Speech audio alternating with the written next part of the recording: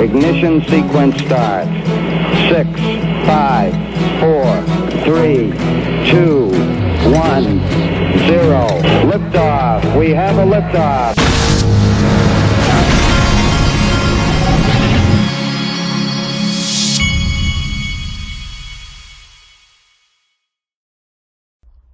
Hey everybody, this is the Digital Asset Investor, and in a second here I'm going to show you some of the many things that I found this morning with regard to potential discovery, the things that I was thinking when I was just looking around this morning. And these are just things that popped up in my head from articles that I found that I'd be wanting to look at if I was Ripple's attorneys. But I'm not an attorney. But that doesn't mean that I can't show you what I would look for if I was an attorney. First, I want to show you a couple things here. Rob XRP says the chart is advancing like we expected. We're at the blue arrow.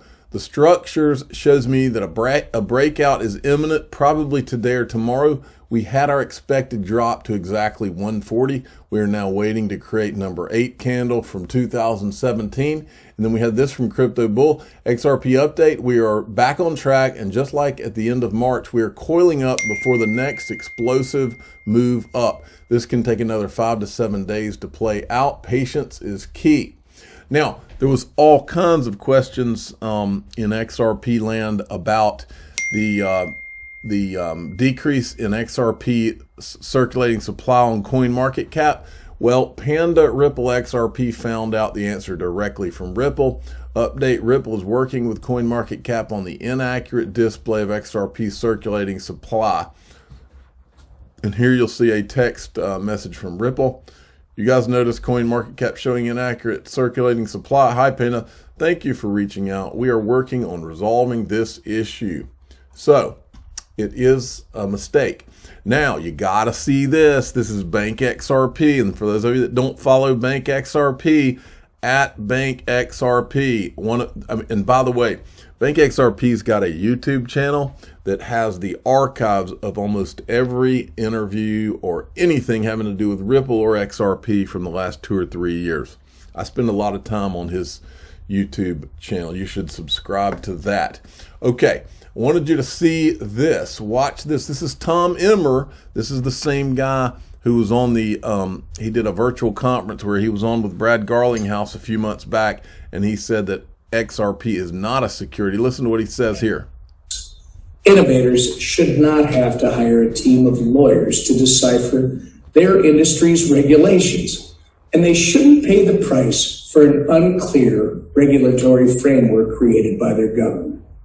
One such effort is the reintroduction of our Blockchain Regulatory Certainty Act. This proposed legislation affirms that blockchain developers and service providers who never take custody of consumer funds, like miners and multi-signature service providers, do not have to register as money transmitters in each and every state. While this guidance is practiced by FinCEN, having legislation like the Blockchain Regulatory Certainty Act is now more important than ever, as the Financial Action Task Force, an international standard-setting body, is considering rules which would make it difficult for non-custodial entities to innovate. Another item we're working on is the Securities Clarity Act, which provides straightforward regulations for digital assets by clarifying that a digital token is separate from the securities offering that it was a part of. This will allow companies to distribute their tokens without fear of retroactive enforcement actions, while the rules of the road regarding tokens continue to be developed. You have my commitment to continue working with my colleagues and regulators alike to ensure the blockchain industry remains accessible and that the federal tax and regulatory framework does not box out newcomers or more innovation. It's not a matter of if, but when blockchain technology becomes part of daily life for every American. As the industry grows, I look forward to working with all of you to develop solutions that encourage entrepreneurship in this promising space. Again, thank you for allowing me to speak with all of you today, and thank you for everything you're doing to advance the next breakthrough in fintech and innovation. And that's one of the good guys in D.C. And I think that there's a lot of good things that are going to come from him and the people he works with. Okay, you got to see, you got to see this one. This is two people in a row who have basically come out, at two prominent people in a row. Yesterday it was Perry and Boring, but they've come out and said that it's questionable whether Ethereum will be the smart contract platform going forward. Listen to what Stan Druckenmiller says here. Hey, Stan, you made some interesting comments both about the dollar and then crypto, but I'm curious about where you stand. You suggested that there would be, some kid who's going to create this next, crypto blockchain ledger. Does that mean that the cryptos that exist today don't fulfill the requirements that you think that we'd need in the future? What does that say about a Bitcoin or an Ethereum then? First of all, Andrew, that's a very good question, but I'm a 68-year-old dinosaur who has historically used gold as a replacement for fiat currencies, but I'll take a shot at that. It's going to be very hard to unseat Bitcoin as a store of value asset because it's got a 14-year brand. It's been around long enough, and obviously there's a finite supply. Obviously, Ethereum has the lead in terms of smart contracts, in terms of commerce, that kind of stuff. But yes, my guess would be, and thankfully I'm not betting on this one way or the other, Andrew, but my guess would be, you remember Facebook was not the first social network, it was number 11. Yahoo invented the search engine, and with just a marginally better, speedier technology, we all know what happened with Google versus Yahoo. It's just not probable in my mind that Ethereum is going to be the ultimate winner, and that some kid somewhere, because don't forget, some of the best and brightest of kids coming out of this engineering problem, they're all going into crypto. The quality of the competition that's going to come against the incumbents in this space is going to be brutal. That's why I just think it's too early to call who's going to be the winner in terms of the payment system, commerce, and that kind of stuff, as opposed to store of value, where I think it is going to be tough to unseat Bitcoin. The writing is on the wall if you choose to look, folks. All right. Now, I went through a series of different things, and again, I don't bring up Ethereum having to do with the SEC because I'm trying to bash Ethereum for the sake of bashing Ethereum. That's not the point. I just want there to be a level playing field. And so I went back. Now, this is an article I remember when Gary Gensler came out in this article. I remember this New York Times article when it happened. I was actually talking about it on the channel. This was when he came out and he said that he thought both Ripple or XRP and Ethereum were securities. And I always thought the timing of when he did it was so political. So I said here, the timing of this article from 2008 seemed very political. At the time, and even more so now, the article references regulators having private meetings with industry participants. Any discovery around Gensler, SEC staff, and these meetings from this time? ? And this is the private meetings that they're talking about. And they just happen to be talking about this in conjunction with Gary Gensler weighing in on his opinion in this article right before these things were going on. And so my question is, so here you got the guy who's now the chairman of the SEC. Has Ripple done any discovery around any conversations the SEC had with Gary Gensler himself during this time period? Was he advising in any of these things? And does that create a conflict of interest for him to be involved in it now? That's how weird all this is that we have so many different, all of these people are all in the same spheres. I mean, Gary Gensler, ex-Goldman Sachs guy, just like Jay Clayton. So these, and then this, I think, these are some of the meetings that were being talked about. And I said it'd be interesting to get some discovery from this meeting as well. They were requesting a token oversight commission from the SEC. This is an article, and it says Top cryptocurrency investors Andreessen Horowitz, an investor in Ripple, and Union Square Ventures urged the SEC to consider a cryptocurrency exemption at a private meeting, the Wall Street Journal reports, April 19th. Okay, this is April 19th. Let's see when the Gary Gensler article was. April 22nd. So April 19th, they're having these meetings. April 22nd, Gary Gensler just happens to come and weigh in on this. So there, I would be wanting discovery between what was Gary Gensler involved in this? Was he talking to the SEC and advising in any of these meetings that they were having? Was he in any of the meetings? That's a great question. And then there's this article. This article's from, and here's the article. This is from May 1st, 2018. Ethereum now in a gray zone, but 2014 ICO was likely an illegal securities sale. I said, William Hinman declared Ethereum not a security on June 14th. This article is from May 1st.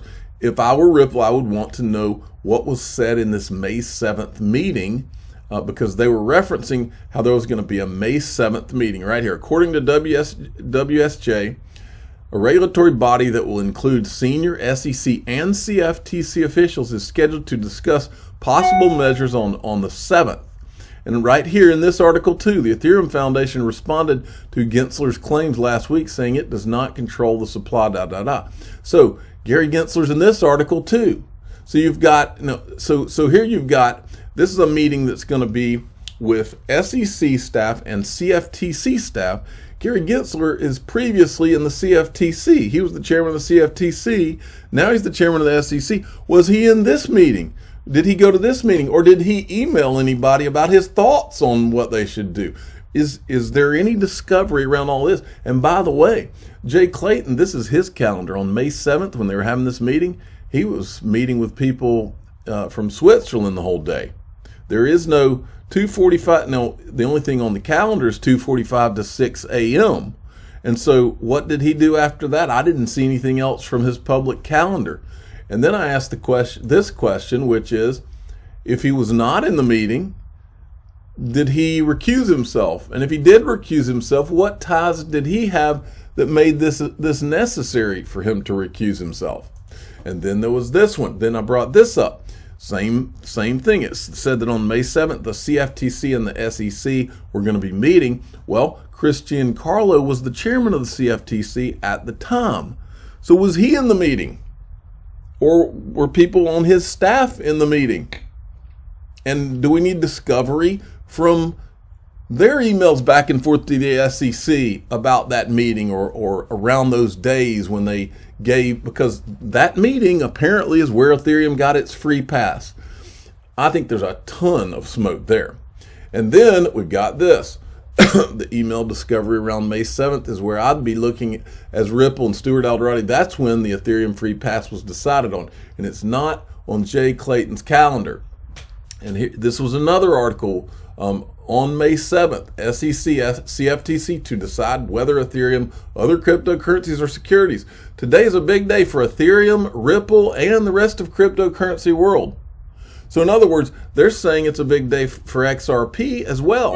So did they decide anything in that room on XRP at the same time? If I'm Ripple, I want all of this discovery, because this could be where the decisions were made. May 7th, 2018. That's where I'm looking if I'm Ripple. And this is the actual article here. And finally, this adds even more of a question to all this. This is from February 7th, 2018. This is the hearing where both Jay Clayton and Christian Carlo, at the time Jay Clayton is the chairman of the SEC, Christian Carlo is the chairman of the CFTC. This is February 2018. On May 7th of 2018, they're both going to be having a meeting to decide about Ethereum. Well, in this video right here, they talk about how all of the different regulatory bodies are working together. So my question is, I kind of presented it here. So this is the Senate, both of them, all the regulators are working together. If I were Ripple, the time between this hearing and June 14th, when Hinman declared Ethereum a non-security, would be very interesting. Listen to what they say. The Federal Reserve is the biggest bank regulator we have, and also and Treasury is involved in this. How are you going to put together a task force? Can you do it on your own through the administration to deal with the cryptocurrencies? Because you got the Fed, you got the Treasury, you got the commodities, you got the securities, perhaps some others that we hadn't thought about before this gets out of control somewhere in the world. Let me start. Yes, sir. Chris can Go ahead, comment by recognizing the Treasury Secretary. He has brought us together. That's good. The CFTC, the SEC, and representatives of the Federal Reserve to talk about this, because, Senator, you're exactly right. The funny thing about these cryptocurrencies is they only work if they're integrated with. They only work for their purported purpose if they're integrated with the financial system. And so, therefore, it necessarily touches on all of our regulation. But just reinforce that the Treasury Secretary has been out on front on this, has formed a virtual currency working group of ourselves, the SEC, and work streams developed. I've had a number of bilateral conversations with the Treasury Secretary on virtual currencies, and we are going to be coordinating our various responses. It's begun with just some broad conversations establishing our different jurisdictions so that we're all clear as to what we're doing, but also what we're not doing, where the gaps are. So they're all working together. Let me tell you what, folks. You know what's going through my mind as I watch all of this? I smell a dirty rat. I smell, this is insulting my intelligence. There's nothing about any of this ever since this lawsuit started that makes any sense whatsoever. There's no common sense going on. There's people doing one thing and then saying another. There's people treating one not company, but a digital asset one way and then not applying the same set of standards to another. There's obvious, very obvious politics that are being played instead of doing it. There's nothing in this that's just officials doing the right thing. If that was the case, then shoot, we would have had regulatory clarity a long time ago. But it all smells to high heavens. I mean, big time. And there are so many people in this play. The more that I see, the more that I look at all of this, I'm sitting here going, this almost appears like one big play that we're watching. That's what I'm sitting here thinking, because none of it, not any of it, makes any sense. I'm the digital asset investor. I'm not an investment advisor. This is for entertainment purposes only. Please subscribe, hit the like button, and tell your friends and family that I believe all the world's a stage. Thank you.